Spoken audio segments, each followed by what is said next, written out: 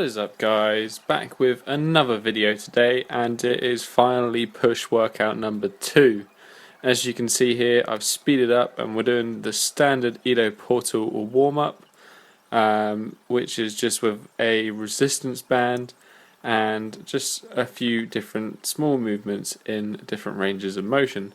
Really like this warm-up, as I've said probably previously, so link as always is in the description to that video. Right, so today is a little bit less volume than the first push day. I swapped out the original first exercise, which was ring dips, and I've added in my own exercise, which is a handstand skill exercise. So you'll see me warming up for that now by doing some handstands on this box, and I'm going to be using this box to perform some Stalder press eccentrics, which is my first exercise. As if you have seen my goals video, you'll know that a Stalder press is my one of my goals. So to perform these eccentrics, I'm doing them on a raised surface so that I can actually tuck my feet into the full straddle position at the end. Although on the eccentrics I am actually pretty close in being able to do this on the floor, which is good. So it means my mobility is progressing, my strength is progressing.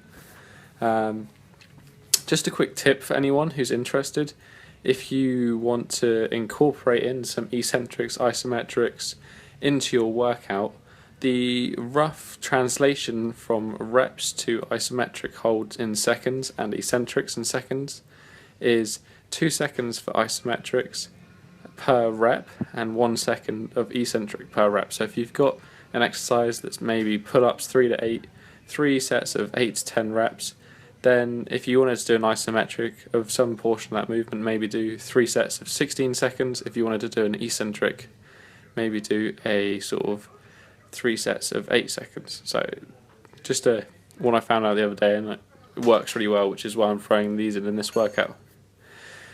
That was the 3rd set, I do believe, or 4th set, and as you can see I was getting pretty fatigued, so all I did was put these straddle holds in at the end instead of doing the actual handstand movement, as I was tired, and I just did the first portion of it. The second exercise is pike press ups. Actually, looking back on this footage, I do realise my form is slightly out, and somehow I'm actually almost too upright on these push-ups, I think, which is maybe why I'm having such a hard time with them. But either way, I still really enjoy this exercise. I think, speaking about the eccentrics, I had this same workout and I actually swapped in 3 sets of 6-second eccentrics of an actual handstand push-up instead of this exercise the last time I've just done it. So that's just an example of how you could switch things up. But I do like this exercise. I think it's a really good exercise for developing that overhead strength, and it's also good for creating some core compression, because you really have to suck your core in and pull your legs towards you when you're doing these. So all in all, I really enjoy this exercise. So this ended up basically being a bit more of a shoulder day, and I think it's maybe slightly more balanced on the official Body by Rings method, but it's just the spin I put on things, considering my goals are the handstand press and the planche. But I haven't actually got any planche stuff really in today's training, which is probably a fault on my behalf.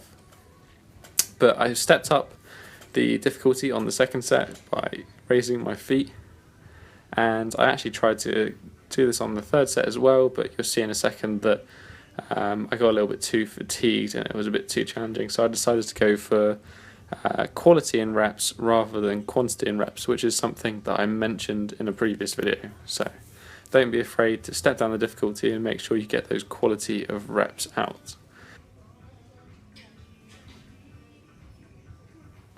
But the program's going really well.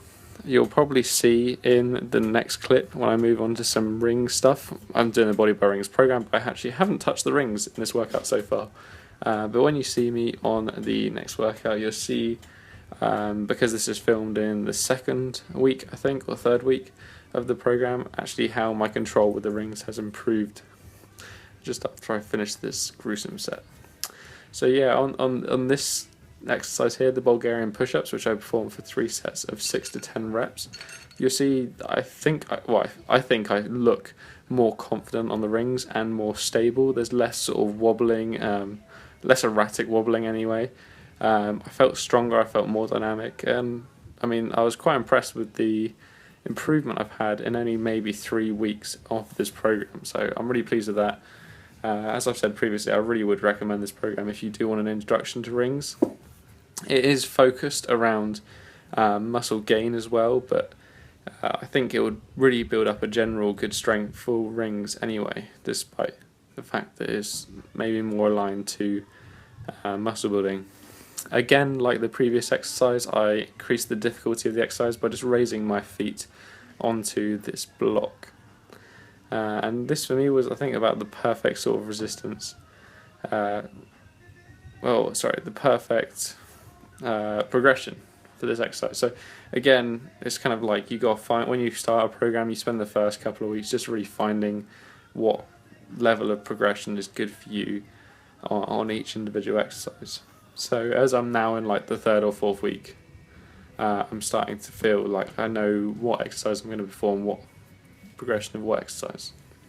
I include this angle just to show you guys what the Bulgarian push up really is, and it's just basically pushing the arms out to 90 degrees either side of the body rather than tucking the elbows in like a traditional push up. It's definitely going to activate a bit more of the chest and probably throw in a bit more stabilization because your hands are going to be further away from your body, which is going to make things harder.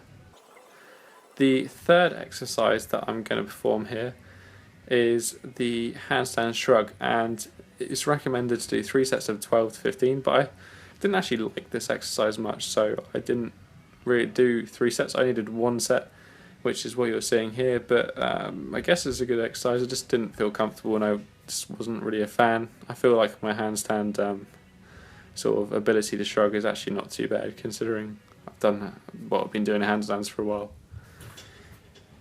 And the 4th exercise is the Tricep Dip. Now if I was to compare my form, I mean if you can go and look at my first video, I have the Tricep Dip at the end, and you'll see the difference in form and the difference in sort of my stability on the rings, as I said earlier, has improved so much, and this exercise felt so much better doing it like the 2nd week round.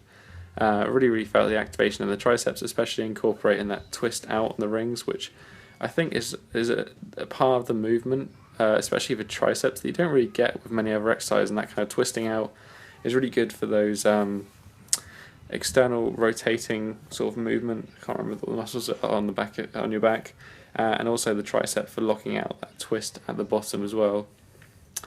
It's also a nice exercise to do just for putting the shoulders like right back in a slightly different position, and almost like an active stretch on the shoulders as well. But this is almost coming to the end of the workout. I did 3 sets of 8 to 10 reps on this. I think the reps are actually higher in the workout, but I don't tend to really go above 10 reps because I find I get the most benefit from that sort of rep range. And as always, I finished up this workout with some loaded / passive stretching. So here I'm just opening up my chest and my shoulders by performing this lat stretch. This is then going to be followed by just a general sort of chest fly stretch. I basically just stretch out any muscles that I've been using in said workout, and I really do focus on opening my shoulders as well. You'll see when I perform this sort of chest fly loaded stretch, I actually do like sort of 10 mini pulses in that really stretched out position, and this is what's called loaded stretching. So you perform, instead of just stretching a muscle and having like a slack loose muscle, you perform a little bit of exercise right at the furthest range of motion you can do, and that actually strengthens the muscle. So instead of just stretching it, you're strengthening it, so you're giving your body the ability to be strong in that position, which is the most effective way to build flexibility in my opinion. And lastly, to finish up, I do a bent arm lat stretch, which you're about to see. But that kind of concludes today's video, guys. I hope you enjoyed. If you have any questions, please post them in the comments down below, and I will do my best to answer them. I'll definitely get back to you. So I will see you in the next video. Peace.